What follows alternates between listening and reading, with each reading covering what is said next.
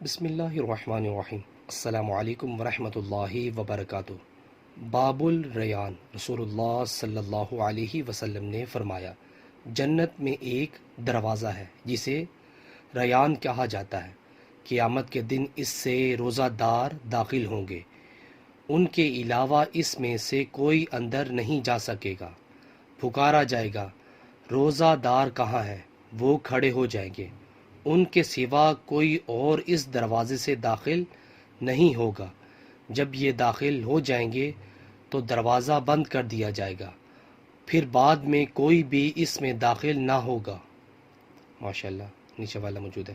Viewers, اللہ تعالیٰ سے دعا ہے اللہ تعالیٰ ہمیں بھی توفیق عطا فرمائے کہ ہم رمضان المبارک کے سارے روزے رکھیں۔ اللہ تعالیٰ سے دعا ہے اللہ تعالیٰ ہمیں اس حدیث پر عمل کرنے کی توفیق عطا فرمائے۔ ویڈیو کو شیئر کریں۔ جزاک اللہ۔ السلام علیکم ورحمۃ اللہ وبرکاتہ۔